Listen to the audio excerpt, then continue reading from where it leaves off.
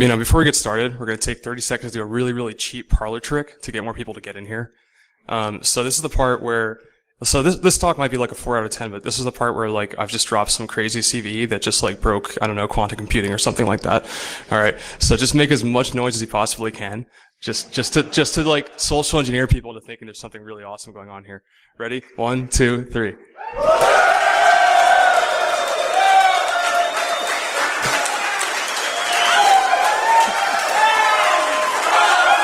All right, we're good. I just watched a couple more people trickle in. We should do this at the social engineering CTF, shouldn't we? We'd all get like, I don't know, like a snack badge or something like that. All right, so just like adjust this thing. So if I'm back here, can you guys hear me? Or do I have to kind of lean in like this? Does this thing like expand telescopically? If I just kind of get a stool and just, okay, never mind. All right, so my name's Gabriel. I work for a company called Digital Silence. I'm a co-founder and senior security assessment manager there. I'm going to skip like the really long like bio description just to save time. Basically, we're a pen test firm that is like 10 dudes, and we actually give a shit about pen testing, which is a novelty. But anyways, so I used to work for a firm called Gotham Digital Silence. I was based in their New York office. Did a lot of their red teaming and wireless stuff. My LinkedIn handle is kind of interesting. It's ms08067. I love it when people get the reference. Yeah. So this is a talk about 802.1x, which, previous versions of it have kind of been beaten into a dead horse, but gonna drop some interesting stuff here. But let's talk about what 802.1x is first and kind of just go over the basics. So 802.1x is an authentication protocol. It's used to protect local area networks, and even wireless local area networks with rudimentary authentication. It defines an exchange between 3 parties: the supplicant, the authenticator, the authentication server. The supplicant's the client device that you're trying to connect to the network. The authenticator's, it's basically your switch. It's what the supplicant's connecting to get access to the network. And the authentication server is this host that's kind of chilling on the, in the background, and it's actually making the final decisions as to what gets to connect to this network and what does not. And it's usually running Radius or some similar AAA protocol to do that. So you can think of the authenticator once again as a gatekeeper. The supplicant's going to connect to it and provide it with a set of credentials. The authenticator is not going to know what to do with these, so it's just going to forward these on to the authentication server, which is going to validate the credentials and either allow or deny the device to access the network. Typically, 802.1x is a 4-step sequence, as in like 99% of cases. It involves initialization, initiation, EAP negotiation, and authentication. We'll go over those in a second. Ports, so if you have a switch port that's protected by 802.1x, it's going to be in one of 2 states. It's either going to be authorized, in which you have traffic is completely unrestricted, or unauthorized, in which it's restricted to nothing but 802.1x related traffic. So we mentioned that the first step of the 802.1x process is initialization. Initialization, the supplicant's going to connect to the switch port, which is going to start out disabled. The authenticator is going to detect this new connection and enable the switch port in its unauthorized state. So you start with the port unauthorized.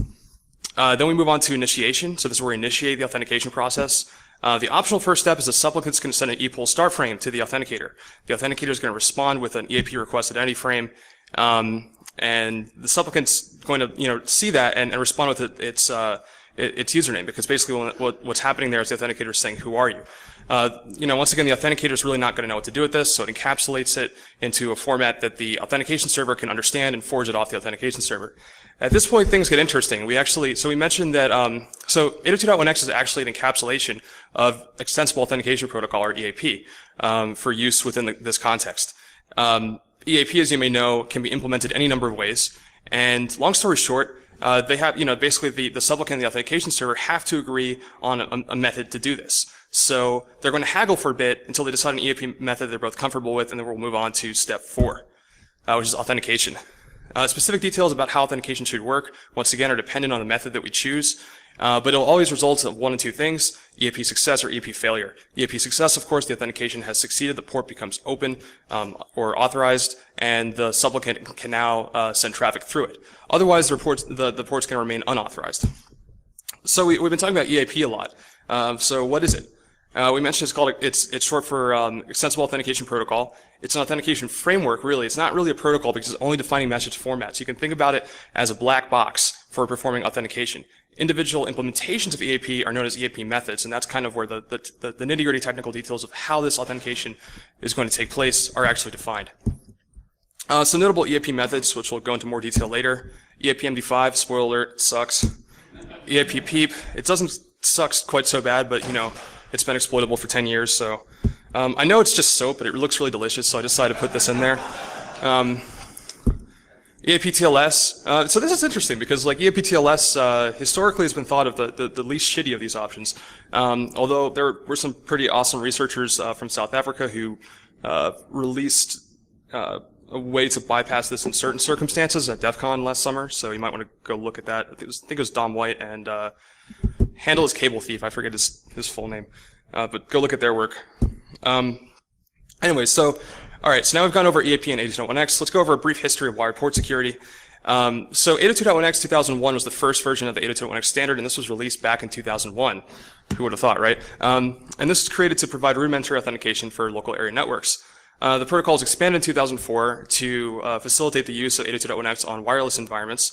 And in 2005, which is just 1 year after that, we have the first working bypass of 802.1x 2004, and in wired environments, actually. And basically, this researcher, Steve Riley, figured out you could just insert a hub between the supplicant and the authenticator, and that would allow you to passively sniff traffic. I'll go over why that is later. So this is really cool because you can now it's a passive bypass. You can't really interact with the network unless you just want to inject UDP packets all day because, if you try TCP, you'll get a race condition. But it's a really good start. 2011, 6 years after that, Ab from Gabriel Security created a tool called Marvin, which actually was the first device to bypass 802.1x by introducing the rogue device directly between the supplicant and the switch rather than relying on a hub. And it did this using basically by setting up a bridge in Linux, and full network interaction was achieved using packet injection. It was kind of like an unwieldy solution. Another researcher, and this is actually regarded as the classic 802.1x bypass, the one that most people just kind of go to when they need to do this. Alva Duckwall released a similar tool later that year at DEF CON. They basically, once again, use a transparent bridge to place the rogue device directly between the supplicant and the switch. But unlike the Gremwall implementation, essentially he was using source natting, using IP tables to just make it look like all the traffic leaving the rogue device were coming from the supplicant. So it's a much simpler, much cleaner attack, and that's the one that most people use when they have to do this. 2017, a researcher named Valerian Legrand created a tool called Fenrir. And it works similar to Duckwall's tool, but implements the natting in Python using Scapy. So it works at a higher level. It's supposed to be easier to deploy, has a modular design, support for responder, etc. So whenever, in my opinion, whenever you start kind of researching a new technology or even way to bypass a new technology, a really good starting point is to learn the existing work really, really well, and to see if there are opportunities to improve upon it or build off of it. Do that too. So some of the first things that I did here was take a closer look at Duckwall's 802.1x bypass. We mentioned that it uses a transparent bridge to silently introduce the rogue device between the supplicant and the authenticator. And the network interaction is achieved by using IP tables to create the source net. So one problem that Duckwall had to overcome is, if you're bypassing 802.1x, presumably you're doing this in an environment where you're not supposed to be. You're not going to just be presumably you're going to be on a red team or physical security assessment where you're dropping something off and you don't want to stick around very much tinkering with stuff. You want to get it, plant it and get out. But this means that you need some way to get back to this device in order to use it. So at the time, there weren't a lot of really great side channel options, like LTE, et cetera. It wasn't really available in the commodity market. So Duckwall's solution was to do two things. One option that he provided was to create a hidden SSH service using this, that basically you do this using destination natting. So essentially, it's an SSH service that only you can see, and you can connect to the device that way. That was more of a proof of concept. When you think about it, it's on the internal network and probably behind NAT anyways. So the other solution he provides is that you just send an outgoing SSH tunnel that essentially gives you a reverse shell, if you will, on the rogue device. So the other problem that he had to overcome, which is that the Linux kernel will not forward ePOL packets over a bridge by default. Existing tools deal with this problem by either patching the Linux kernel, or in the case of Fenrir, relying on high-level libraries such as Scapy. There are problems with both of these approaches, although at the time that these tools were created, this wasn't really something that could be overcome. So relying on kernel patches, you run into the problem where it's unwieldy, you have to patch your kernel, and you also not only have to patch your kernel, but someone has to actively maintain that kernel patch. Because if you think of the typical development path of the Linux kernel is going like one way, right? If you stop maintaining it and suddenly it starts going the other way, like your patch is going to stop working. And actually that happened. There are no publicly available tools or kernel patches that will do this at this current time. And then the alternative, and I think this is why, by the way, I think the reason why Fenrir was created was kind of to deal with this issue. The alternative is to use a higher level implementation using like a scripting language or something like that. The problem is that can make the bridge slow under very heavy loads. And what happens when you introduce a bottleneck to a network and you're trying not to get caught? Well, you get caught. So fortunately, the situation has dramatically improved since Duckwell's contribution. As of 2012, equal bridging can actually be enabled, not programmatically, but using the pros file system. The pros file system, if you're unaware, it's kind of like an API that the Linux kernel gives you to reconfigure things on the fly. So essentially, you just set a value in a file, and the Linux kernel uses that as a config value. So what this means is that if you do that instead, you don't have to rely on patching anymore, which is great. Also, we mentioned that we had to kind of rely on SSH, outgoing SSH tunnels for side channel interaction. Remember this was 2011 when Duckwell's bypass came out. Cellular modems were pretty unsophisticated. They were slow. They were expensive.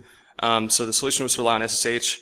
The problems with this approach, well, there are a couple of them actually. The first problem is that it relies on the assumption that egress filtering can be bypassed, which it's not always the case. Although with a lot of determination, it's usually possible. But and the other problem is that it relies on pushing traffic through the target network, which creates an opportunity for detection. So our updated implementation that I kind of threw in here, what I did was modify some of the firewall rules to get this to work, but I've actually made it so you can use a side channel interface to provide connectivity to the device. So whether you want to use some kind of radio or LTE dongle or whatever you want really, you can connect to it that way, not have to rely on that outbound connection. So here's just a quick demo of this bypass in action. Just going to define some things really fast. So on the left-hand side here, we have our attacker. The attacker is going to SSH into our rogue device. And then on the top right here, we have this is a screen capture of the supplicant device, the workstation that is connected to the switch. And the switch is this thing in the bottom right. This yellow Ethernet cable all the way to the right on the switch is the one that's connected to the supplicant up here. This green light right there indicates that the device is currently authenticated and connected.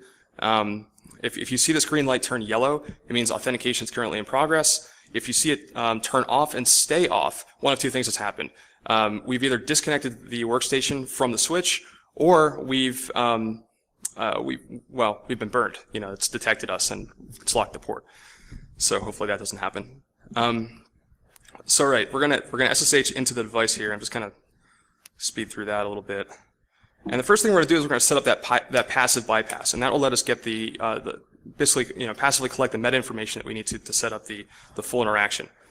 So we're going to create the bridge. It's just a simple command. You run it like this, and you see we're bringing the bridge up, and you'll notice here that this device, the workstation is just constantly pinging 8.8.8.8. It's Google's external DNS server that everyone uses. And if you see here, you'll notice that the destination hosts become unreachable. That's because we've disconnected the workstation from the switch by introducing the rogue device in between the two of them, and this light has turned off. So, now we're going to, we've run this, and you'll notice that the light turns back on. It's now green, and the workstation's able to keep pinging stuff. Which what this means is that we were able to successfully perform the passive bypass. So now we're going to set up full interaction because we actually want to be able to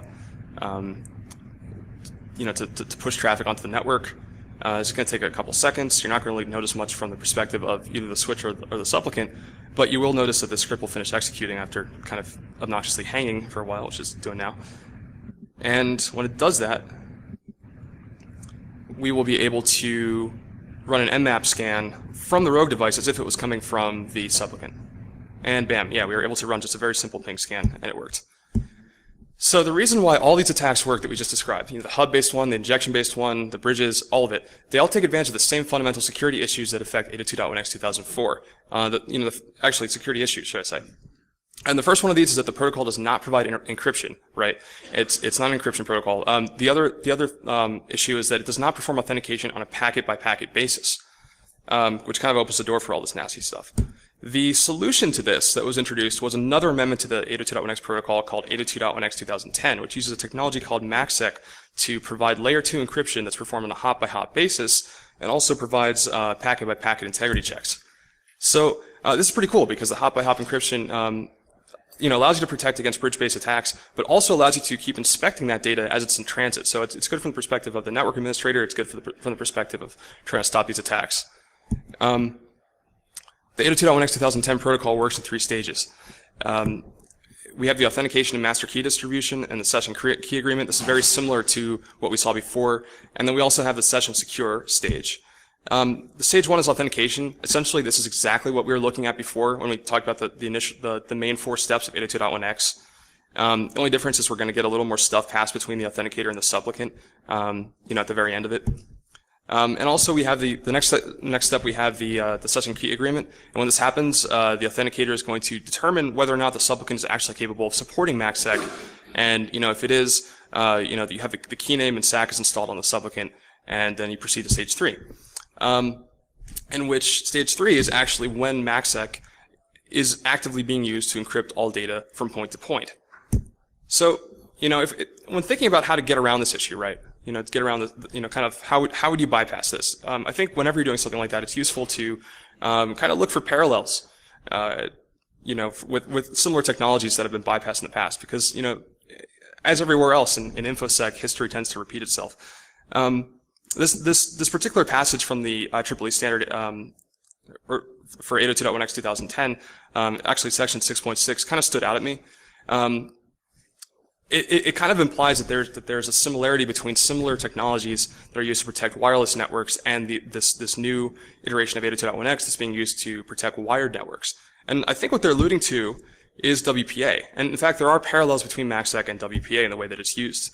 Remember back in 2003, we had the release of WPA1, and that provided hop-by-hop layer 2 encryption from the access point to the base station. Base station is just the fancy way of saying, the device you're connecting to the wireless network, so your cell phone, your laptop, whatever.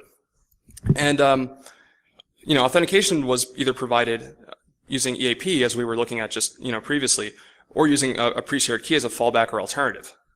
So that's WPA PSK. Especially once WPA2 was developed, injection-based attacks were really no longer possible due to, the introduction of layer 2 encryption.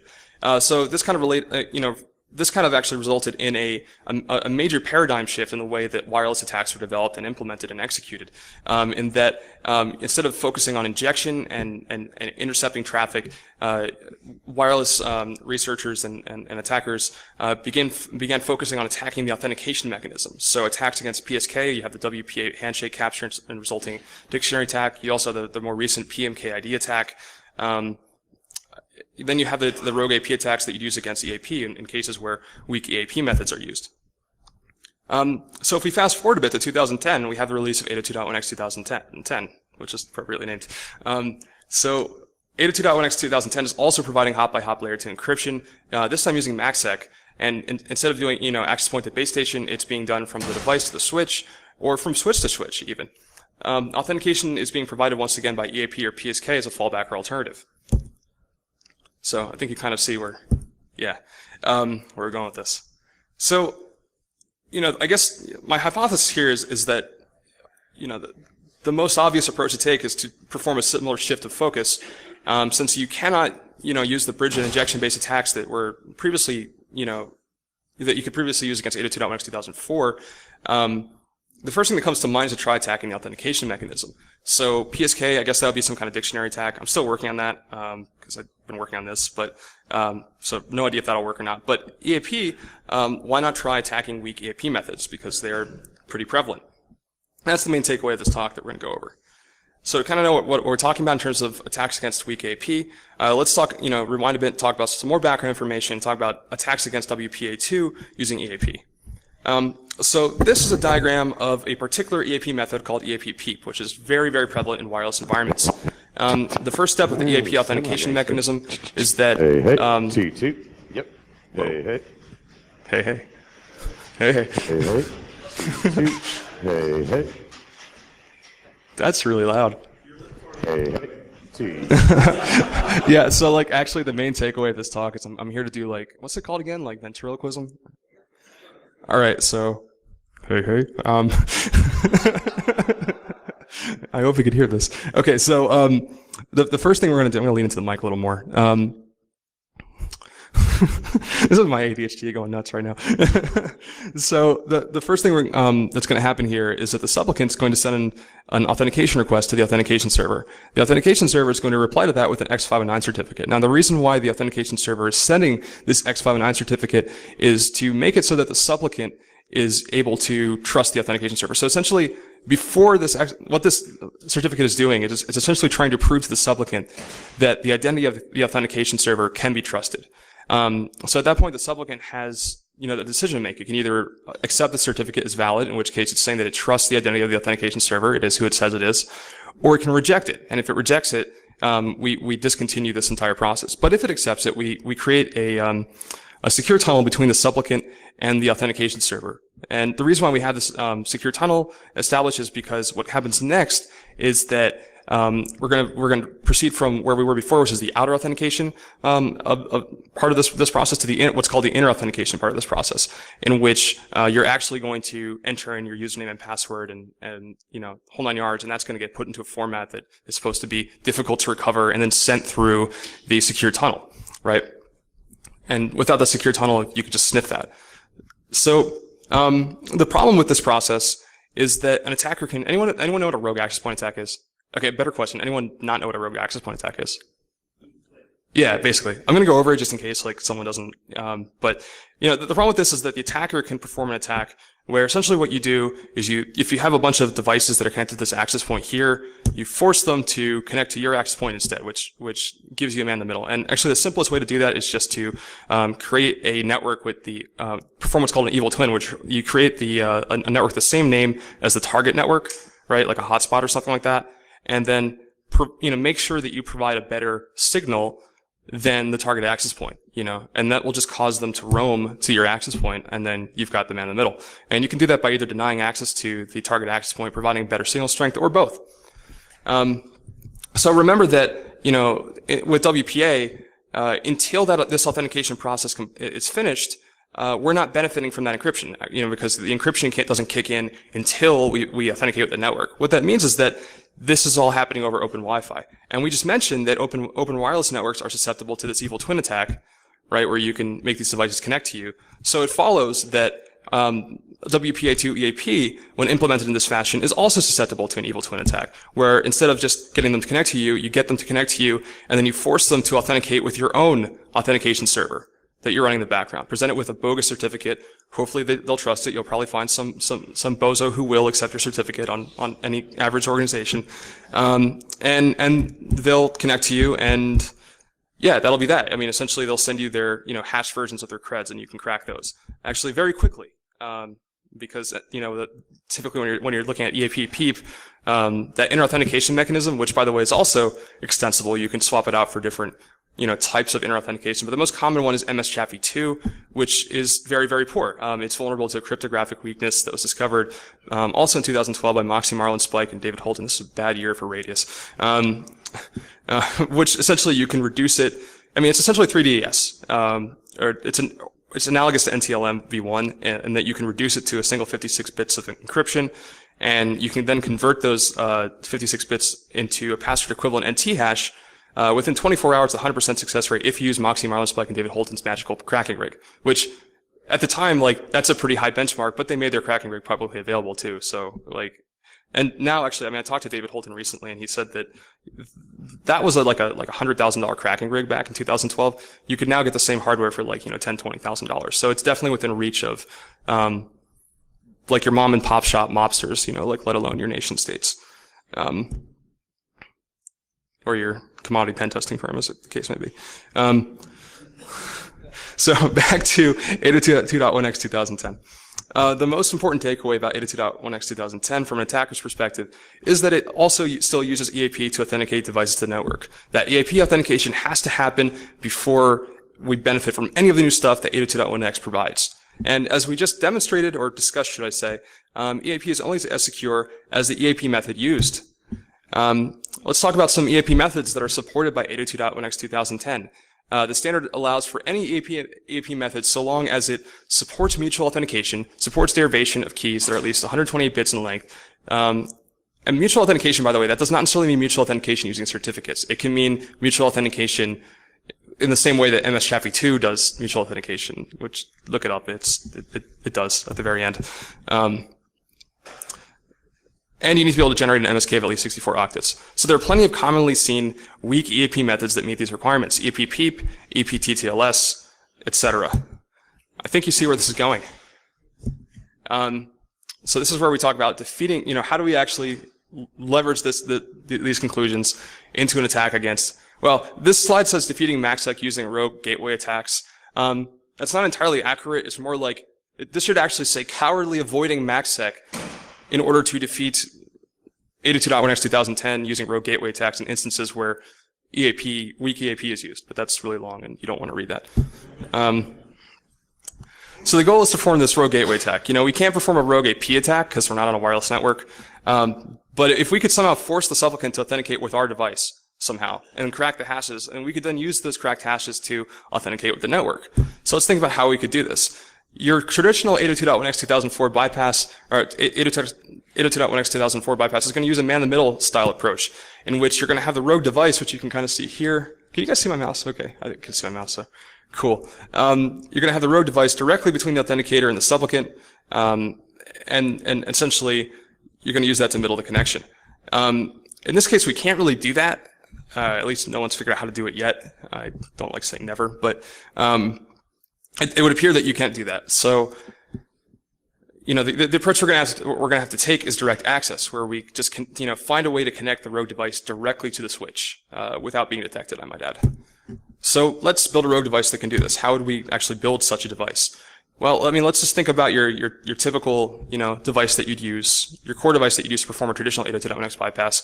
In our case, because we're using a side channel for connectivity, we have the just like an Intel NUC or similar that's running Fedora 28. The reason I used Fedora 28 was that it has support for MacSEC. And we have our transparent bridge. That becomes useful later, although not for this particular attack. We also have an upstream interface, and that's the interface that's connected to the switch. And we have the PHY interface, and that's the interface that is connected to the workstation. We need a way of diverting traffic to the rogue device. So let's think about how we can do that. Here's a train station, or rather should I say railroad tracks with a switch that leads to a train station.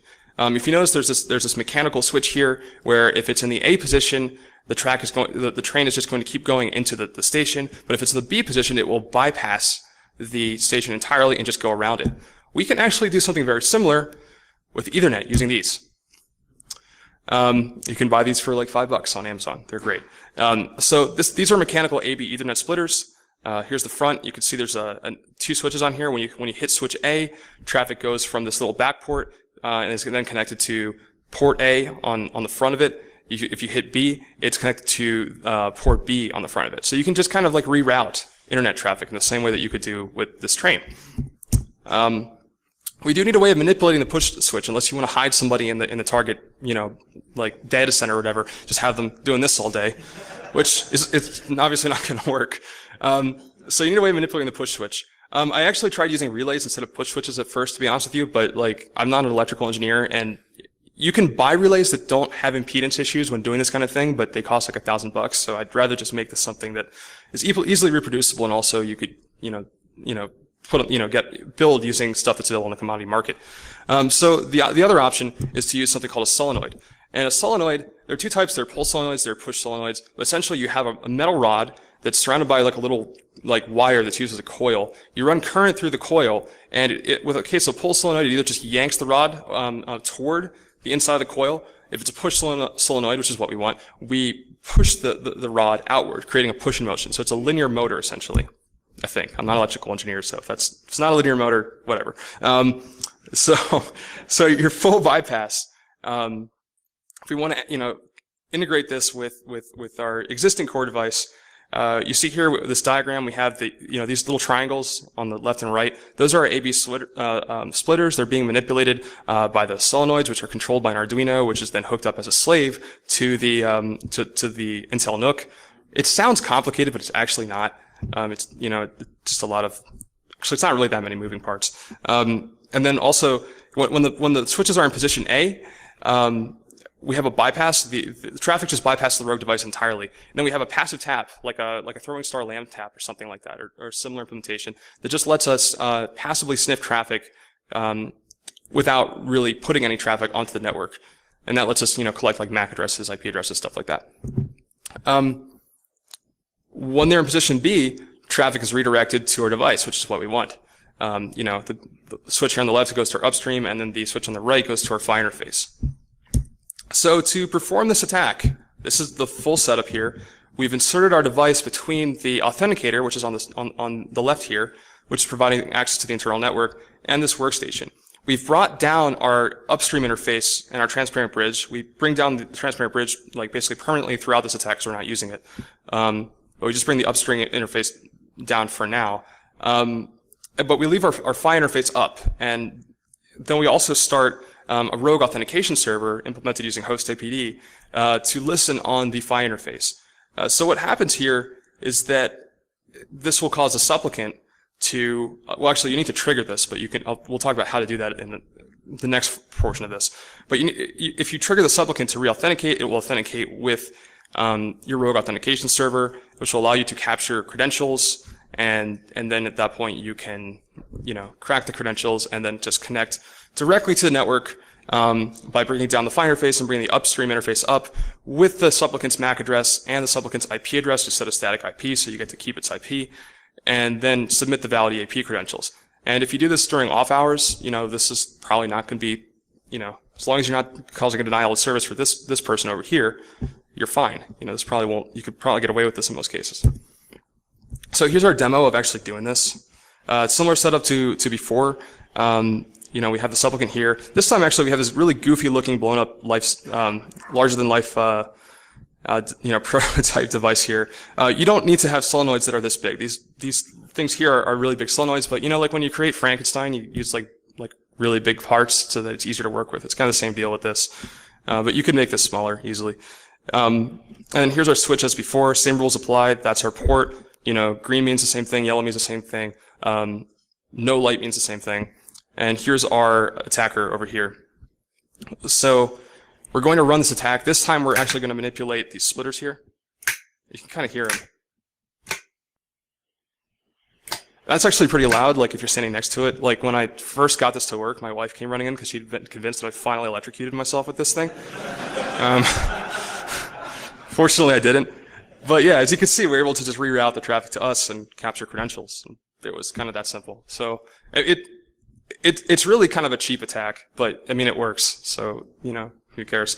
So yeah, that's our 802.1x 2010 bypass in cases where weak EAP is used.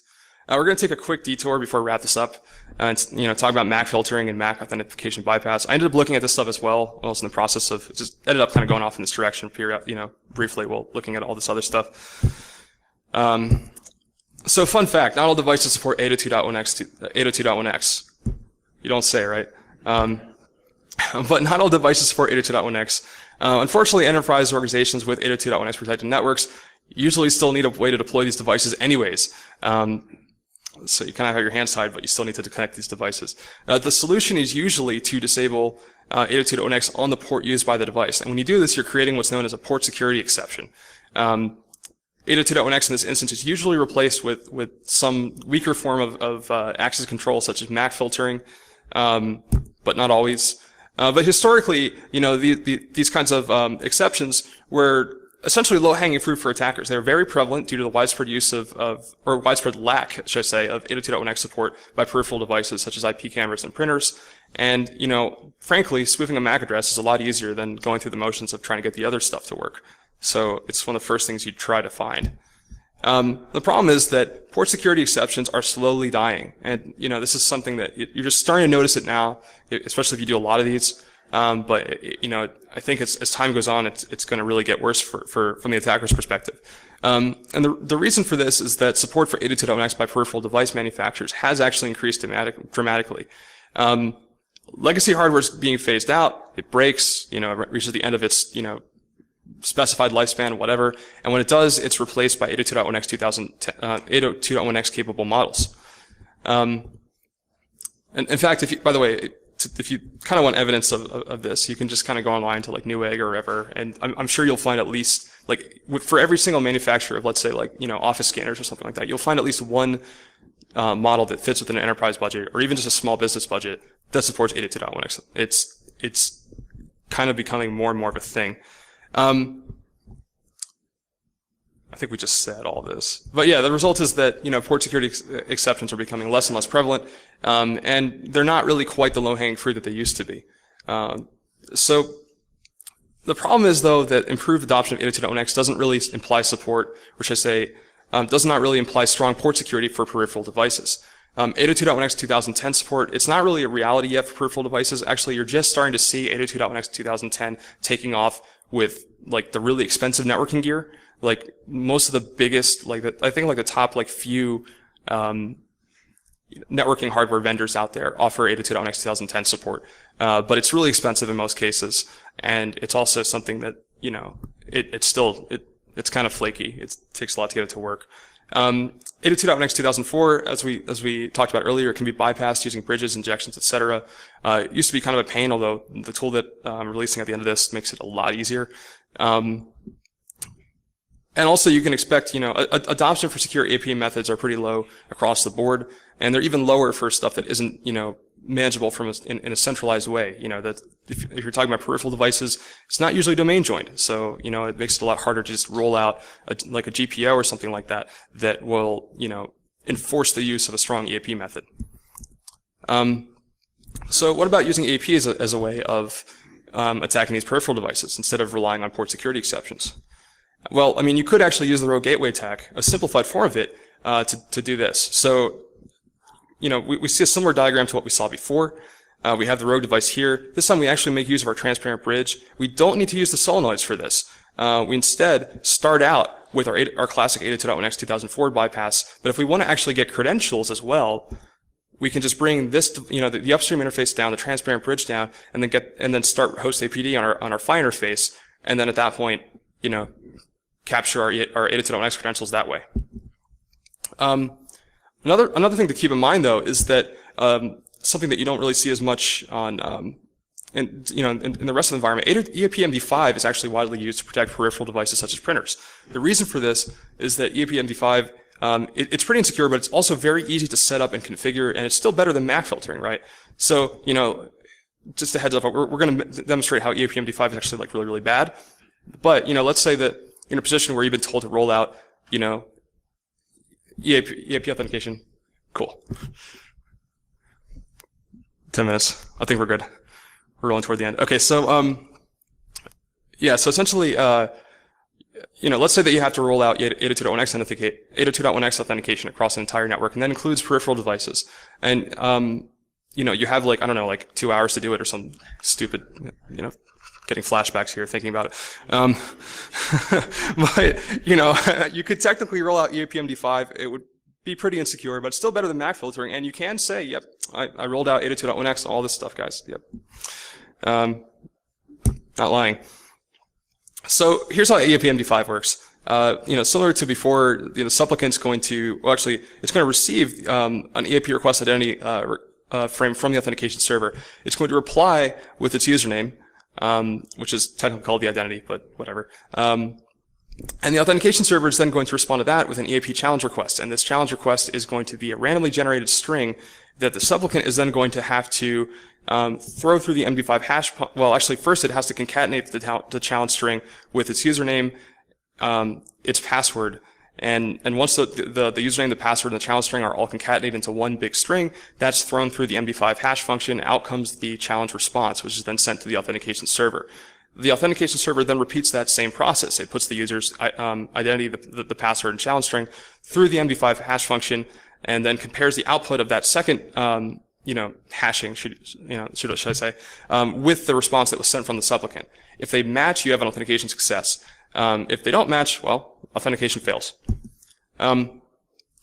Going back to the work that was kind of released by Brad Antonowitz and Josh Wright in 2008, this entire process happens over plain text. And basically everything that you'd need to perform a brute force attack, I mean, the only secret here is the password. You can get everything else just by sniffing traffic.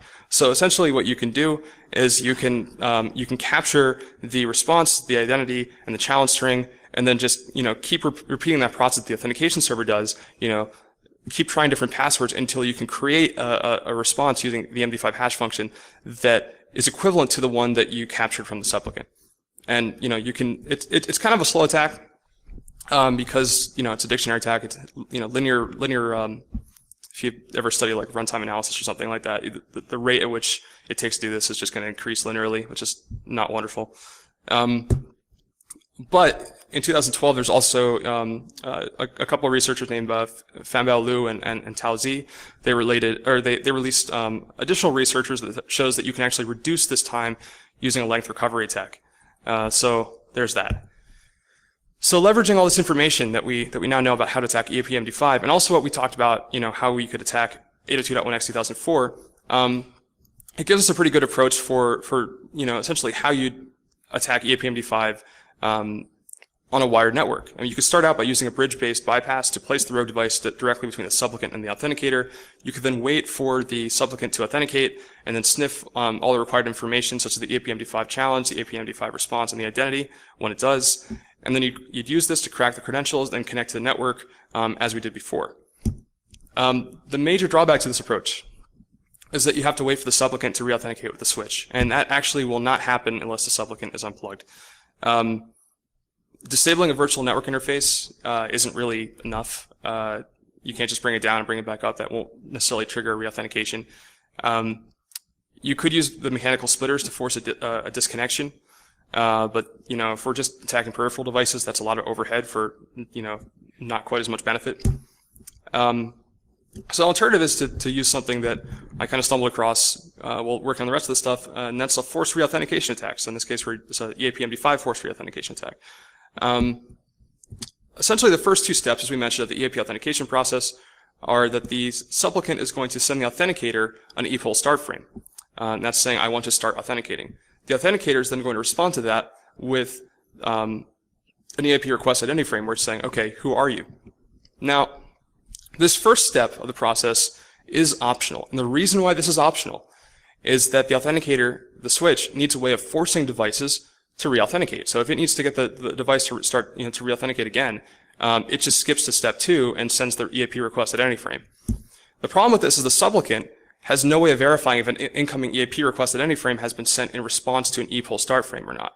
So this is a stateless transaction, right? So it doesn't actually, there's no way for it to remember whether or not it just sent an ePOL start frame, and that's the reason why it's receiving this request identity frame.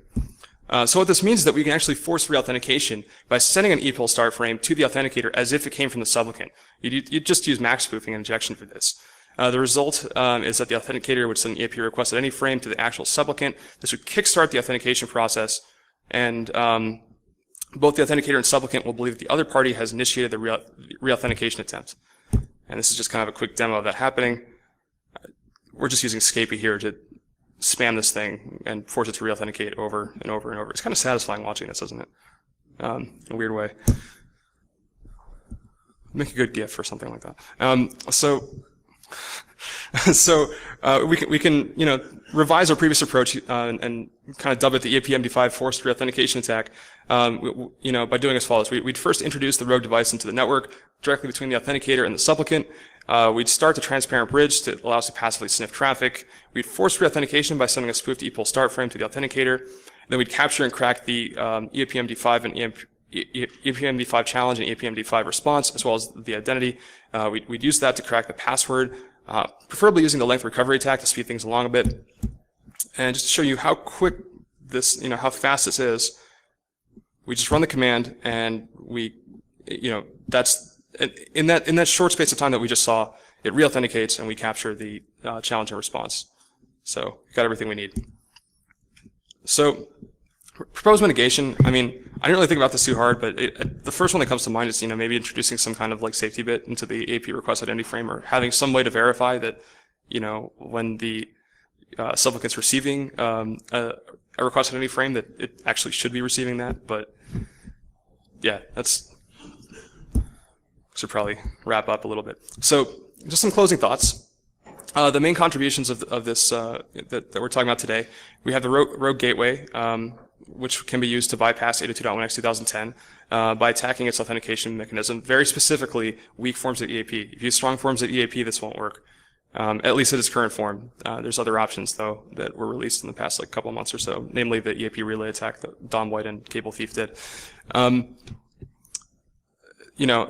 Also, we've introduced some updated and improved existing 802.1x 2004 bypass techniques, and we've packaged them in a format that it's really, really easy to use, because I personally hate being on pen tests or red teams and stuff like that, and having to monkey around with stuff while I'm on someone else's budget.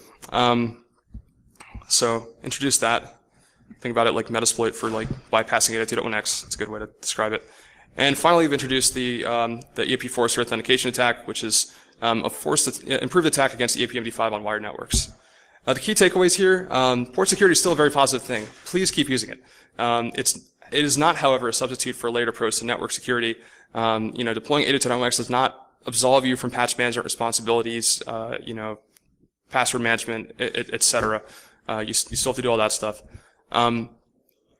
And also, the benefits of 802.1x can be undermined due to continued use of EAP as an authentication mechanism, because EAP has kind of had it's a good concept, but it's kind of had a flaky history in terms of security for a very long time in the wireless environment, and it's the same authentication mechanism really. So it's kind of the improvements that we've added to 802.1x are kind of in some ways are undermined due to continued use of that.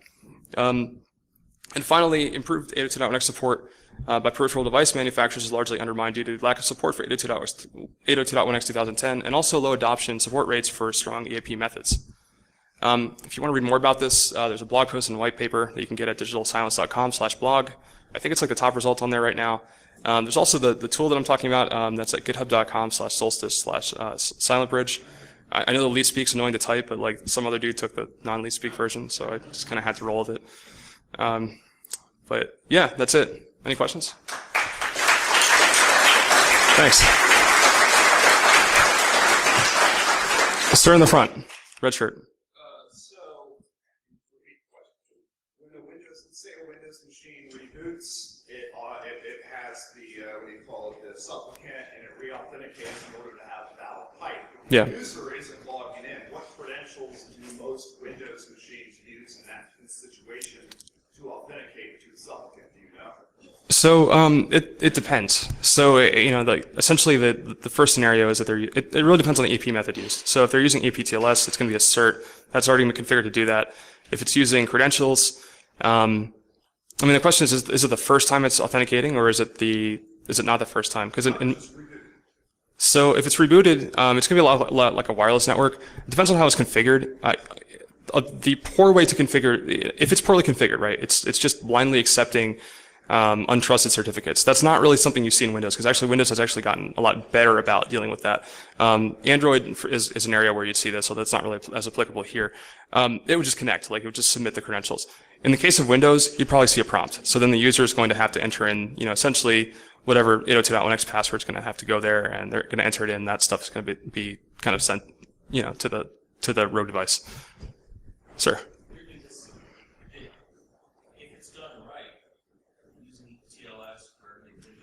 Yep. And all these attacks were against printers and IoT crap, right? The second attacks were against printers and IoT crap. The first attack was against basically everything. Yeah, but TLS certs. Yeah, then you're fine. Yeah, which is. So it's done right. You're basically telling the client if you're doing a pen test, yeah, all this is good, but that doesn't really protect you because all you do is find the report. Right. Tentatively, you're saying if it's done right, all this will protect you, but you could still enter using the peripheral devices. Yeah, exactly. And that's kind of that's kind of same as ever was. Yeah, essentially. I mean, it's kind of like one of those things where you have to look at, individual controls.